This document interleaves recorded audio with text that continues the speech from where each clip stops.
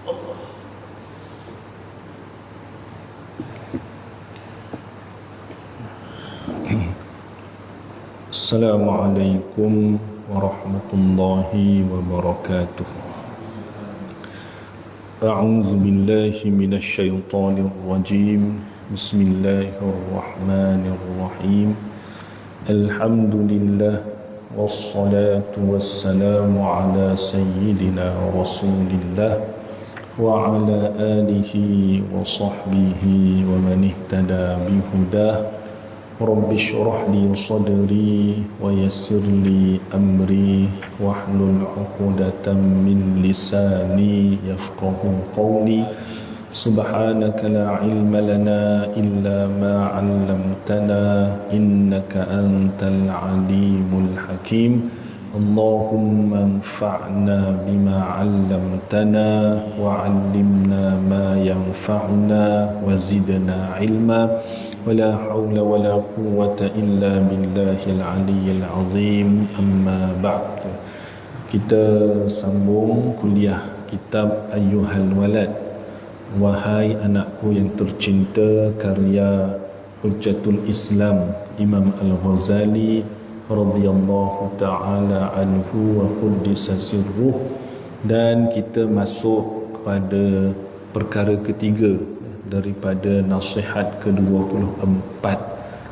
Kita telah pun baca perkara pertama dan perkara yang kedua.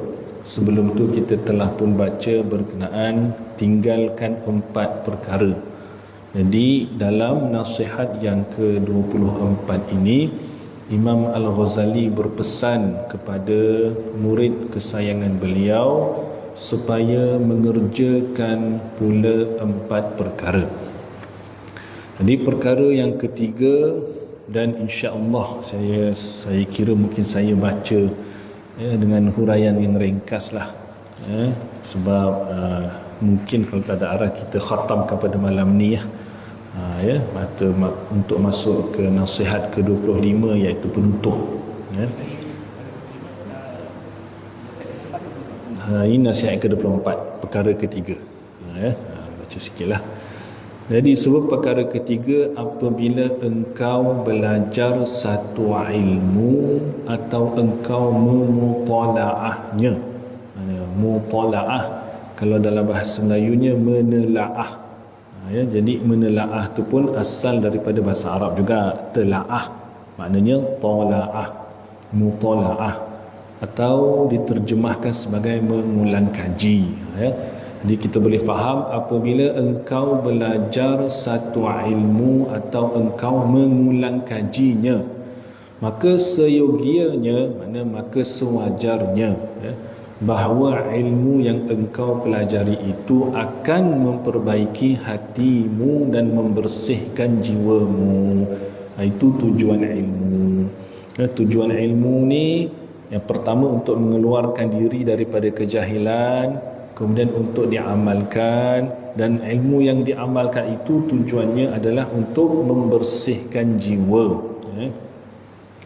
Seperti halnya jikalau engkau mengetahui bahawa umurmu hanya tinggal 1 minggu sahaja lagi. Ini macam orang banduan akhir kan. Orang banduan akhir tahu dah bila dia nak mati, maka apa yang dia akan buat? Dia bertaubat, memang dia tak tinggal sembahyang, dia banyak zikir, ada banyak baca Quran, Jadi contohnya, seperti halnya jikalau engkau mengetahui bahawa umurmu hanya tinggal 1 minggu sahaja lagi, maka sudah pasti engkau tidak akan sibuk dengan ilmu fiqh yang dalam-dalam dan ilmu khilaf di antara mazhab dan ilmu usul dan ilmu kalam dan seumpamanya, kerana engkau tahu segala ilmu-ilmu, sepatutnya segala ilmu yang aku sebutkan tadi tidak memberi faedah kepadamu. Sebab masa terbatas. Nak baca ilmu panjang-panjang yang dalam-dalam ni tak cukup. Maka dalam masa yang terbatas, kita sepatutnya menumpukan kepada ilmu yang utama, yang penting, iaitu ilmu fardhu ain. Kemudian ilmu fardu ain tu pula, maka tujuannya adalah untuk supaya mengesahkan segala amal ibadah kita. Dalam keadaan ini sudah tentu engkau hanya akan sibuk dengan muraqabah hatimu. Mana muraqabah di sini kita pantau, kita mengawasi hati kita. Ya, ikhlas tak kita awasi. Kalau tak ikhlas kita pantau dia supaya hati tu kembali kepada ikhlas. Dan kalau ada ujub, ada riak, cuba untuk buang. Mempelajari sifat-sifat kejernihan jiwamu dan berpaling daripada urusan keduniaan, dan engkau akan sibuk pula mengisi hatimu dengan cinta akan Allah Ta'ala dan beribadah kepadanya, dan memakaikan diri, maknanya menghiasi diri dengan sifat-sifat yang baik. Maknanya at-tahalli bil hamaid ataupun bil mahmudah, bil mahmudah, dengan sifat-sifat yang baik. Wahai anakku yang tercinta, dengarlah nasihatku ini baik-baik dan fikirkanlah isinya, semoga engkau kelak mendapat keselamatan. Cobalah engkau fikirkan seandainya engkau telah diberitahu bahawa seorang raja 1 minggu lagi akan memilih engkau sebagai menteri. Ini cerita dulu-dululah. Ataupun sekarang pun mungkin boleh juga. Dan selepas pilihan raya kan, tengok nama tu naik agak-agak, dengar-dengar cerita mungkin dia tercalon tu jadi menteri sekian-sekian atau timbalan menteri. Dalam masa seminggu anda dah tahu dulu kan. Maka apakah kira-kira yang akan engkau buat selama 1 minggu ini? Maka dalam masa 1 minggu ini sudah pasti engkau tidak akan mengerjakan sesuatu, maknanya mengerjakan sesuatu, kecuali perkara yang engkau sangkakan bahawa raja itu akan melihat dan memperhatikannya, sama ada pakaianmu, tubuh badanmu, rumahmu, hamparanmu dan seumpamanya. Mana itu dunia lah, makhluk. Raja tu makhluk. Kalau kita dapat makluman dalam masa seminggu nanti kita akan dilantik sebagai menteri, maka kita akan perhatikan baik-baik kita punya cara, gaya kita, rumah kita, keadaan kita, supaya raja berkenan nanti sesuai boleh lantik sebagai menteri. Maka sekarang cuba engkau fikirkan baik-baik apa yang telah aku katakan tadi, kerana engkau adalah seorang yang cepat faham. Ini Imam Al-Ghazali puji anak murid beliau yang ditujukan risalah ini, sebagai seorang yang cepat faham. Orang cepat faham ni seorang yang bijak. Dan perkataan yang sedikit sudah mencukupi bagi orang yang bijak. Jadi orang yang bijak ni cukup dengar kata-kata yang ringkas, yang tuntas ataupun yang padat, itu pun sudah memadai. Rasulullah sallallahu alaihi wasallam ada bersabda, innallaha la yanzuru ila suwarikum wala ila a'malikum walakin yanzuru ila qulubikum wa niyyatikum. Sesungguhnya Allah Ta'ala tidak memandang kepada rupa tubuhmu, makna fizikal kita, dan bukan pula kepada amalanmu, makna amalan yang zahir, yang tidak disertai dengan keikhlasan, tetapi ia, makna dia memandang kepada hati dan niatmu. Maknanya rupa yang zahir itu tidak menggambarkan apa-apa di sisi Allah Subhanahu wa Ta'ala sekiranya yang dalam tu kurang baik. Amalan yang zahir itu tidak bernilai sekiranya niat untuk amalan itu bukan ikhlas kerana Allah Subhanahu wa Ta'ala. Dan jika engkau mahu memperdalami hal-hal yang berkenaan dengan hati, maka hendaklah engkau merujuk kepada kitab Ihya Ulumuddin dan yang lainnya daripada kitab-kitab karanganku. Okay, di sini kita sedia maklum, makna Imam Al-Ghazali telah menunjukkan bahawa risalah ini, iaitu risalah Ayyuhal Walad, ditulis selepas sempurnanya beliau mengarang kitab Ihya Ulumuddin. So kita tahu kitab Ihya Ulumuddin ini dikarang oleh Imam Al-Ghazali sepanjang tempoh beliau beruzlah di menara masjid yang terletak di Damsyik. Ya. Jadi setelah beliau mendapat pencerahan, beliau selesai mengarang kitab Ihya Ulumuddin.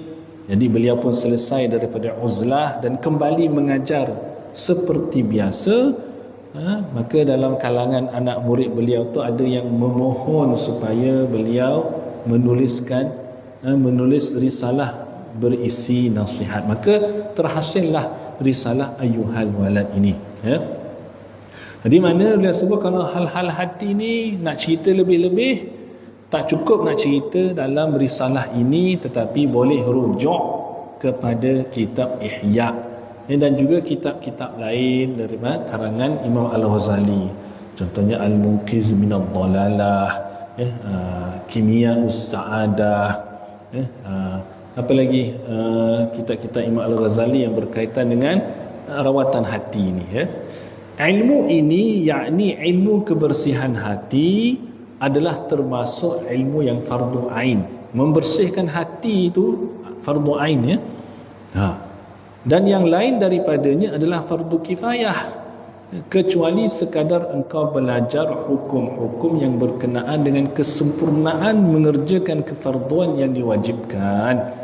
Mudah-mudahan Allah Ta'ala memberi taufik kepadamu agar engkau menghasilkan ilmu-ilmu ini.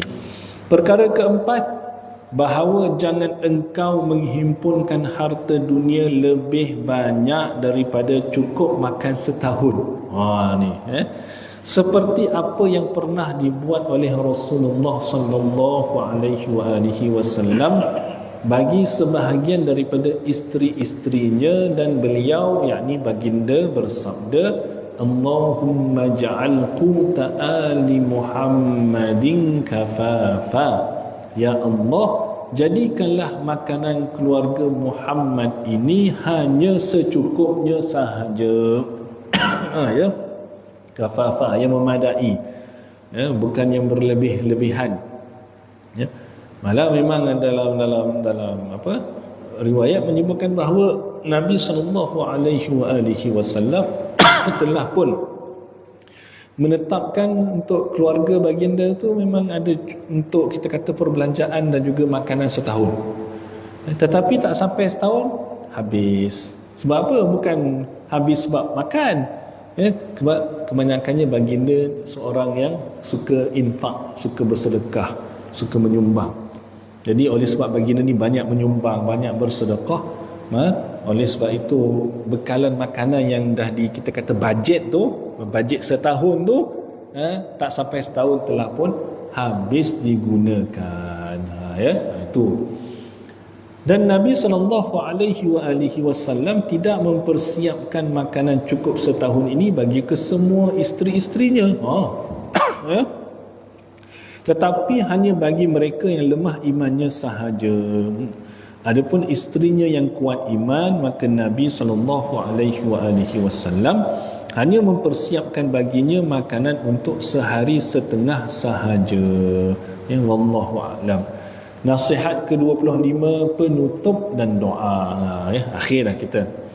Wahai anakku yang tercinta, sesungguhnya aku telah tuliskan dalam warqah, yakni lembaran kertas. Ya. Jadi warqah ni, waraqah maksudnya kertas. Ya. Dia dalam bahasa Melayu warkah.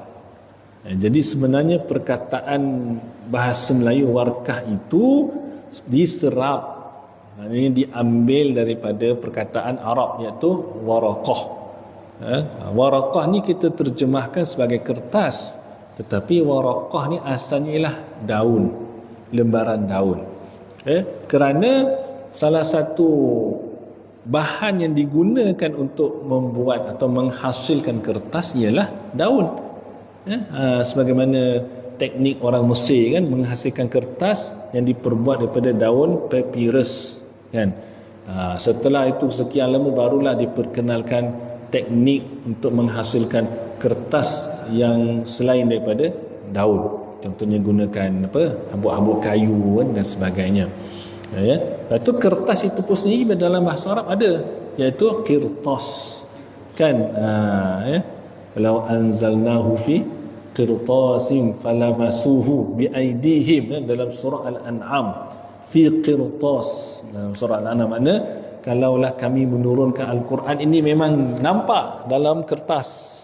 Falamasuhu biaidihim, lalu golongan yang kafir itu menyentuhnya, dapat sentuh. Ya. Sama je mereka tak beriman juga. Ya, sebab isunya hidayah itu bukan yang dapat disentuh, bukan yang pada lembaran kertas, tapi hidayah itu ialah cahaya yang dicampakkan oleh Allah Subhanahu wa taala ke dalam hati hamba yang dikehendaki olehnya. Baik. Jadi kita faham Imam Al-Ghazali tulis dalam warqah ni, tulis dalam lembaran kertas ini, apa-apa yang engkau kehendaki, maknanya saya tulis surat ini, risalah ini pun atas permintaan kamu. Kan kita baca balik, kita tengok muqaddimah kan. Dari mana? Okey. Ini penting juga kita tengok muqaddimah kan. Supaya kita faham tujuan nulis ni. Ni. Sebab apa ni?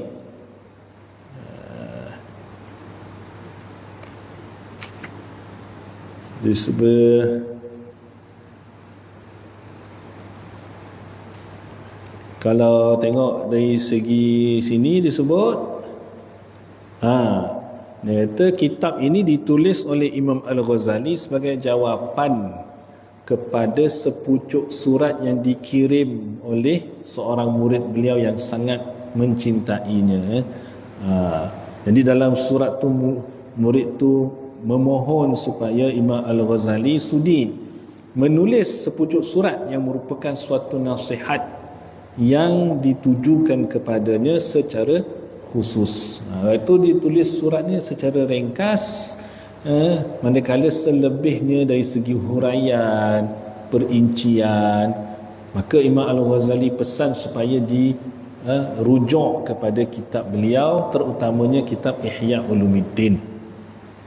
Maka pesanan beliau, maka seyogianya, maknanya dah baca surat ni atas permintaan kamu sendiri, maka seyogianya, maka sepatutnya, sewajarnya engkau mengamalkan dengan isinya, dan jangan engkau lupa daripada mengingati aku dalam doamu yang baik-baik. Ya, mana bila engkau dah selesai baca surat ini, engkau amalkan isi kandungannya, jangan lupa doakan saya. Itu maksud dia. Ya, begitu juga kita boleh guru ustaz berpesan selepas selesai mengajar, pesan pada murid-murid, jangan lupa doakan saya. Sebab itu kita doakan untuk guru-guru kita. Ya. Adapun doa yang engkau mintakan itu, maknanya dalam surat tersebut, surat yang dikirim oleh anak murid beliau ini, antara isinya ialah murid beliau meminta doa. Apa doa yang boleh untuk diamalkan? Ya. Maka disebut, adapun doa yang engkau mintakan itu, maka carilah lafaznya di dalam kitab-kitab yang sahih, dan bacalah pula doa yang aku tuliskan ini pada sekalian waktumu, khususnya selepas sembahyang fardu. Jadi Imam Al-Ghazali dah bantu untuk rangkumkan doa lah, tulis doa ni, rangkumkan. Ya, doa ni kalau kita baca tengok agak boleh dikatakan doa yang agak lengkap lah, walaupun nampak pendek.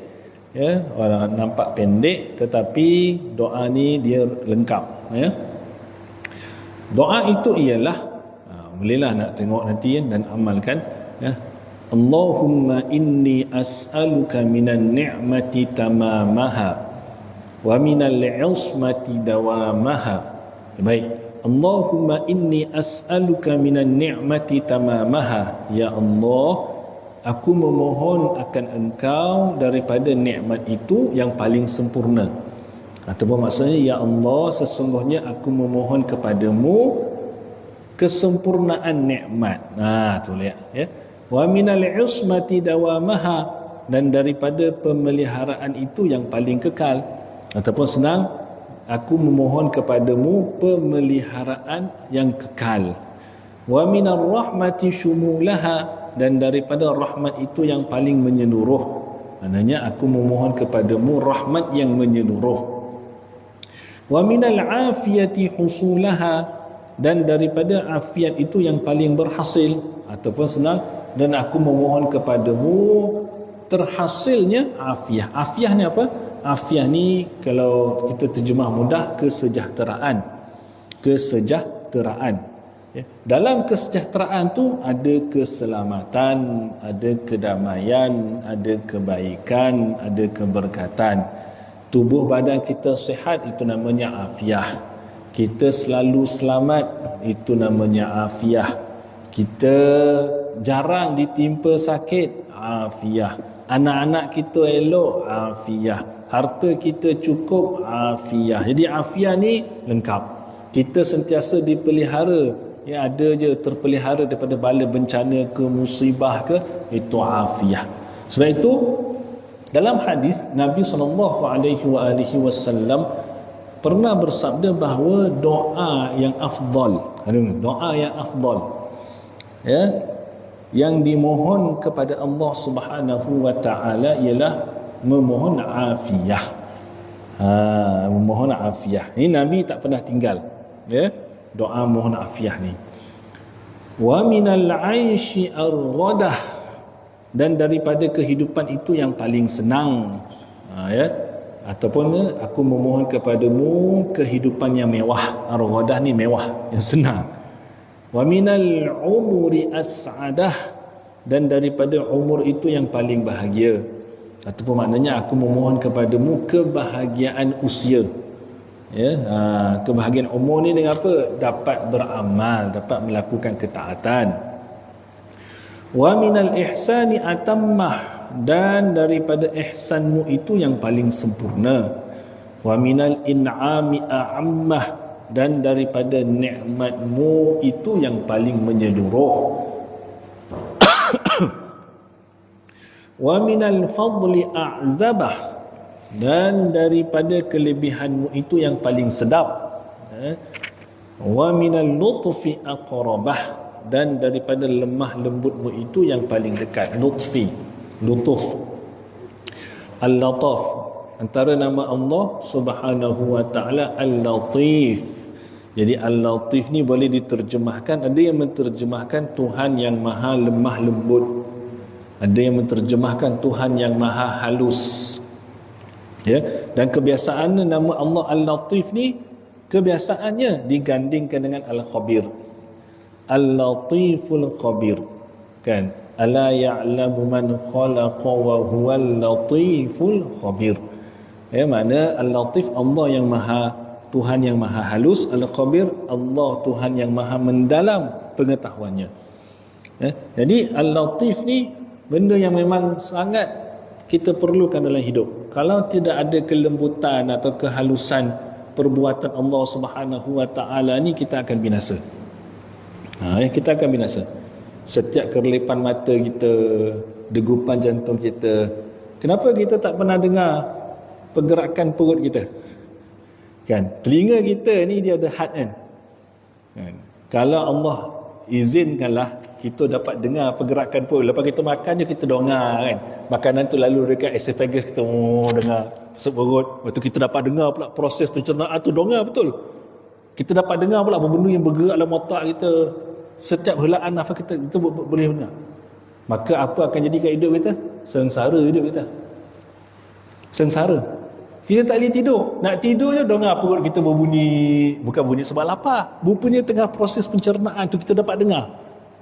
Maka antara kelembutan minal lutfi dan kehalusan perbuatan dan sifat Allah Subhanahu wa taala itu, dia tidak menjadikan kita dapat dengar sebenarnya proses apa yang berlaku pada tubuh badan kita. Semua tu berlaku. Kan, degupan jantung kita tak berhenti. Kita tak kawal pun, tapi dengan izin Allah, dengan kelembutan dia izinkan.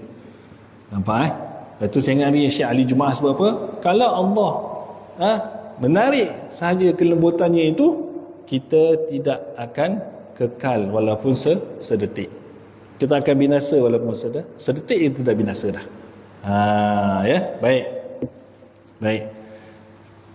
Allahumma kun lana wa la takun alaina. Sudah doa ni. Ya Allah, jadilah engkau sentiasa pembela kami, bukan penghukum ke atas kami. Ya.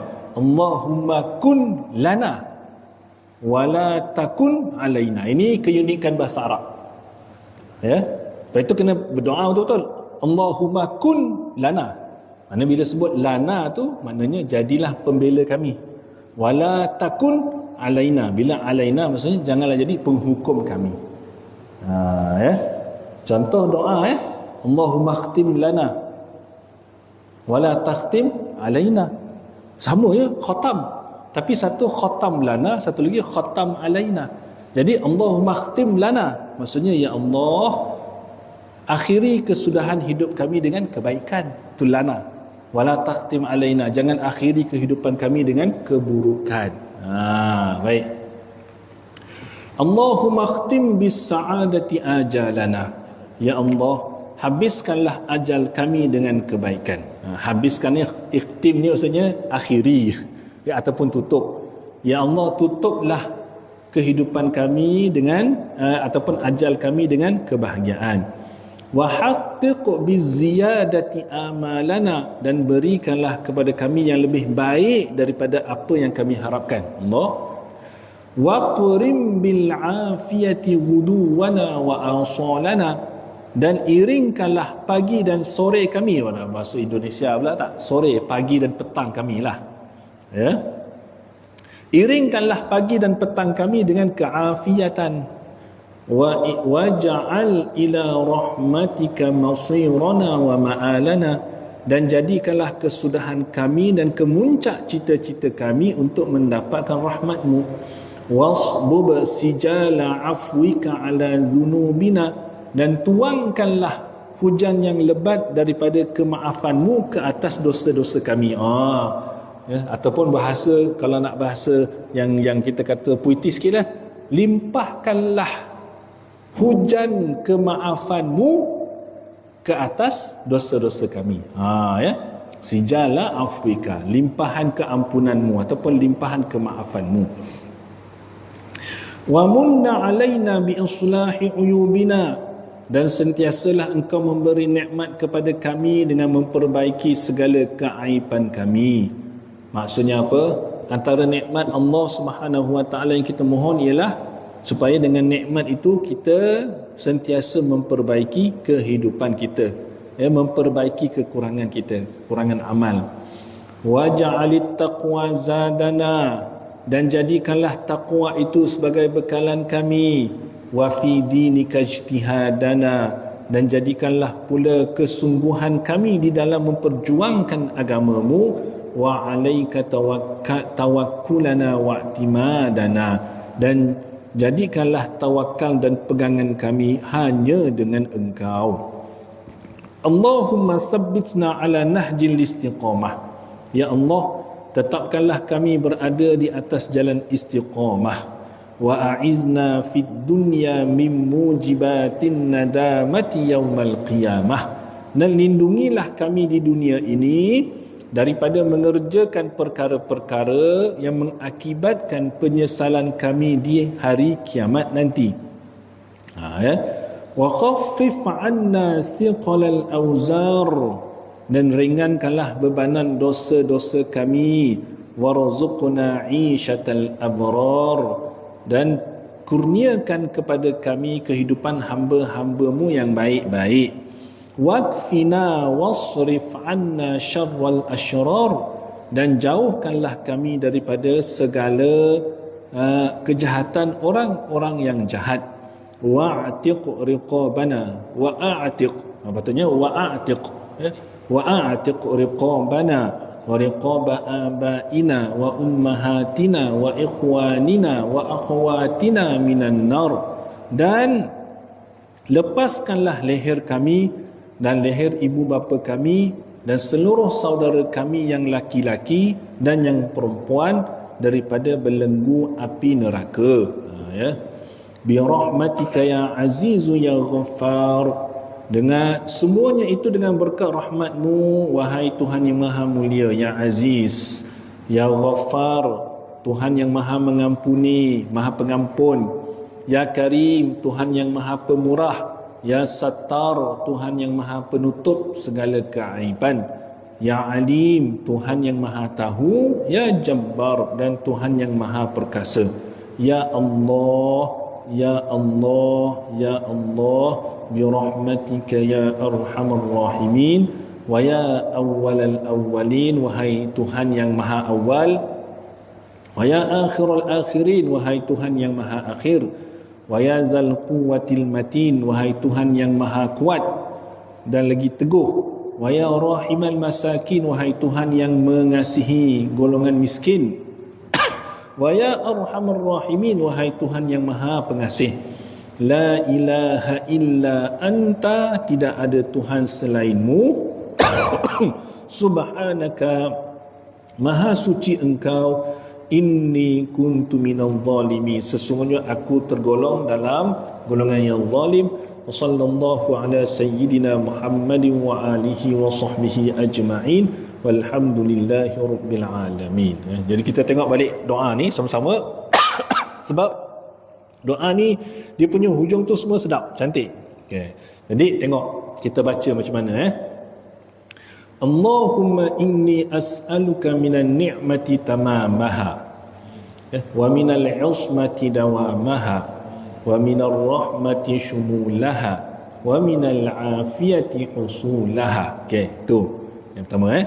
Kemudian kita tengok wa minal aishi arghadah, wa minal aishi arghadah, aish, aish, wa minal aish, wa minal aishi arghadah, wa minal umri as'ada. Jadi umri itu boleh baca dua, sama ada wa minal umri ataupun wa minal umuri, as'ada.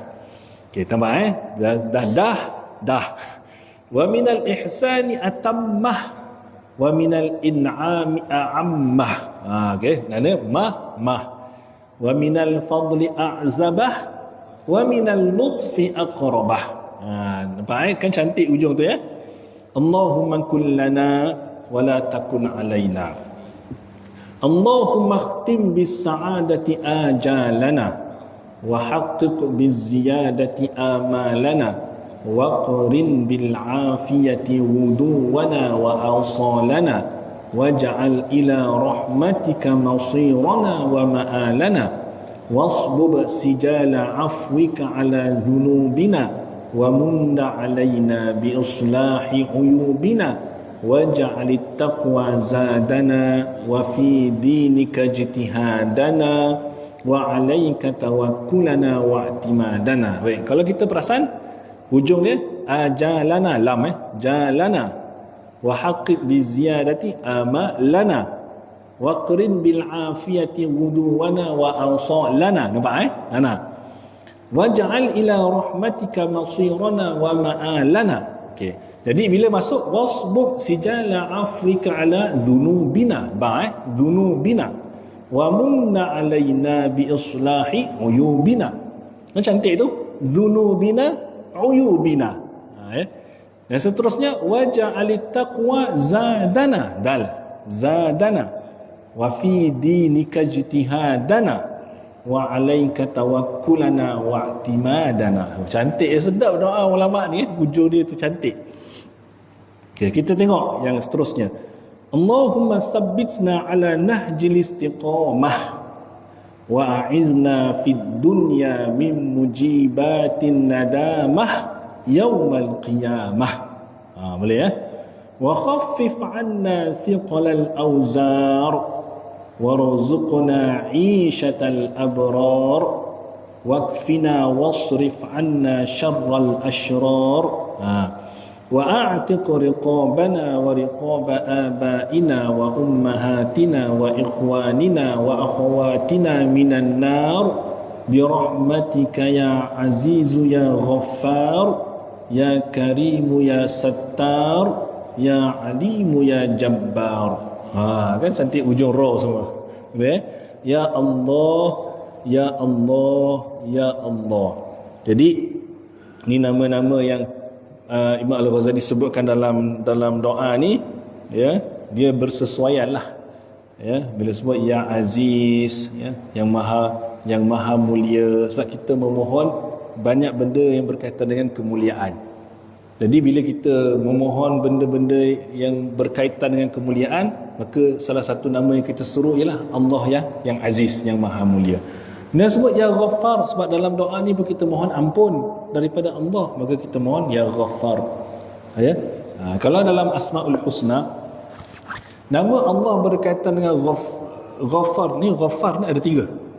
Satu, Ghafir, selalu digandingkan dengan Ghafiruz Dzunub.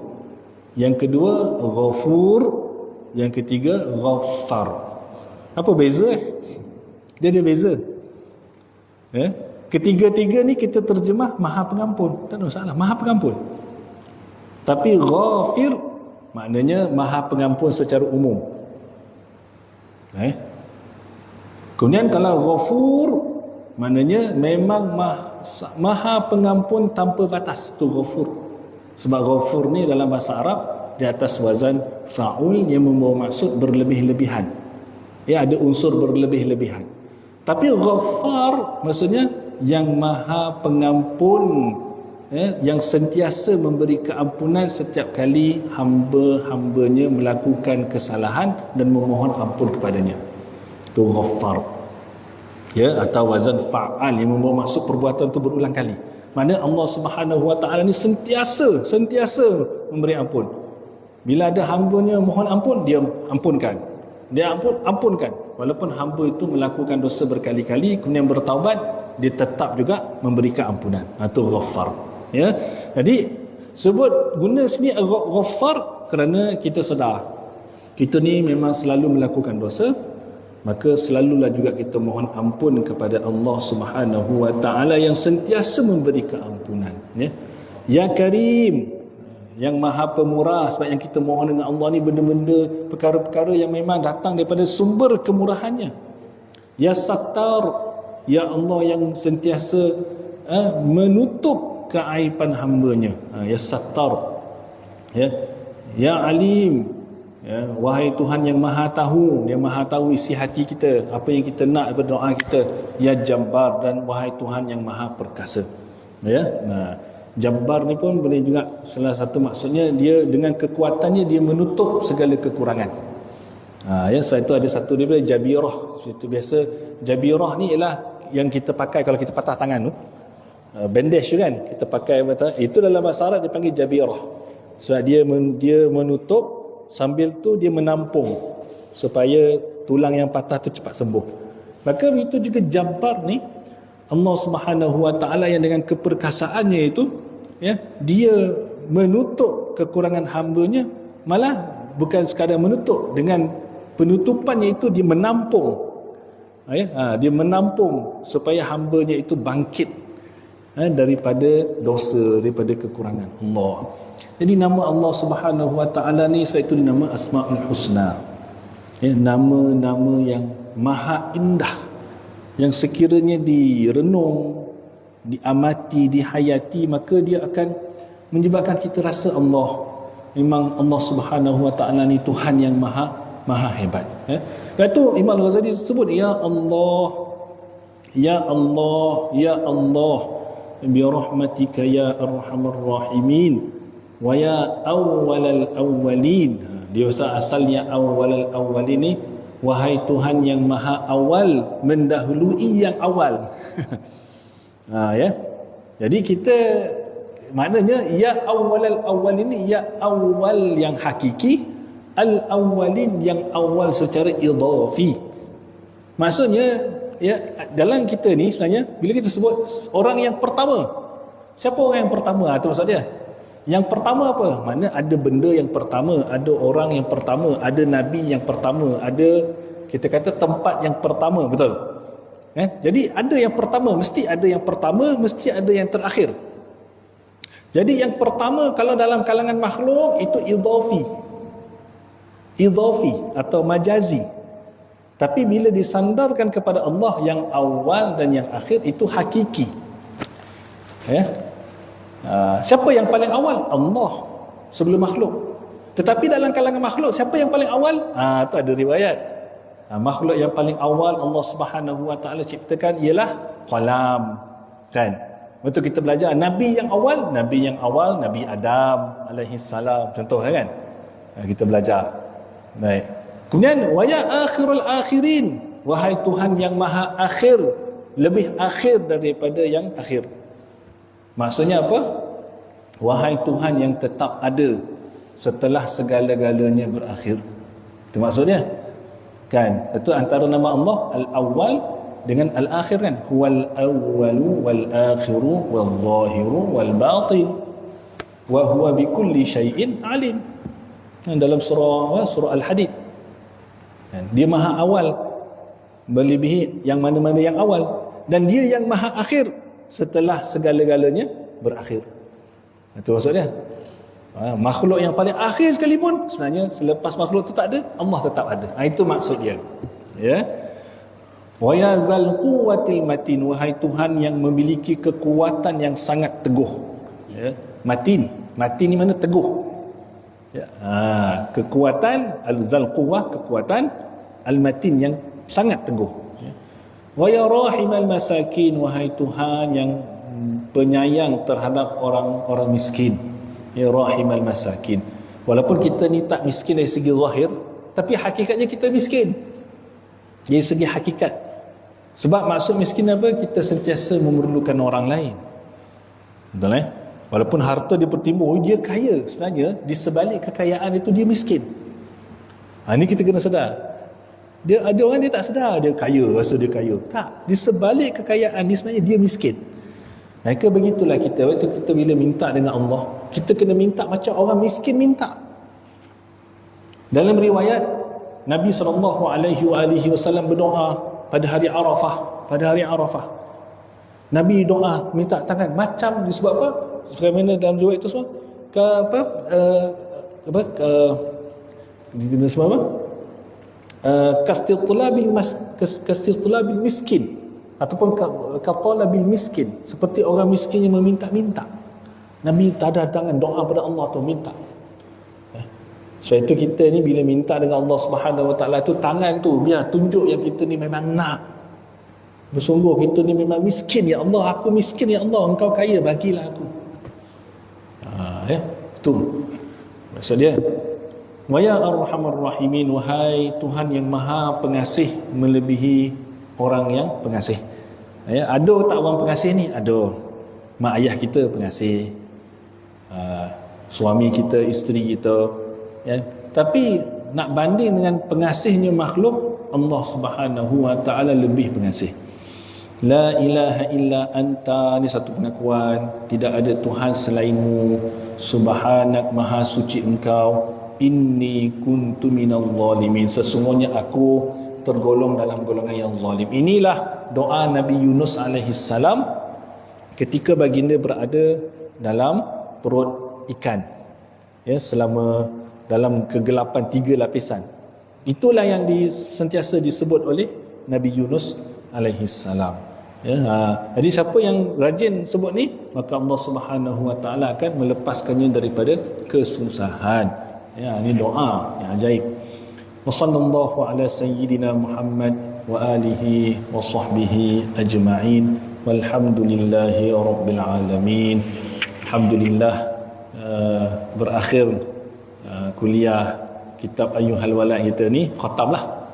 Ya, khatam, dan saya ijazahkanlah kepada yang hadir ni. Patut ijazahkan pasal negeri tak, ni yang hadir lah. Ya, alhamdulillah, sebagaimana yang diijazahkan kepada saya oleh guru yang mengajar saya kitab Ayyuhal Walad ni, ya. Antaranya Ustaz Khairuddin. Ustaz Khairuddin ni yang mengajar ataupun yang jaga pondok madrasah Bongeh, Madrasah Bongeh Haji Ibrahim Bongeh di Rembau kan. Jadi beliau pun pernah bacakan kitab ni kepada kami sebenarnya, ataupun secara khususnya kepada penjawat awam dalam kalangan warga Jahins.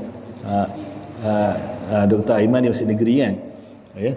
Jadi mudah-mudahan Allah Subhanahu Wa Taala memberi manfaat kepada kita. Allahumma anfa'na bima 'allamtana, ya Allah, jadikanlah kami boleh memanfaatkan ilmu yang Engkau ajari kami.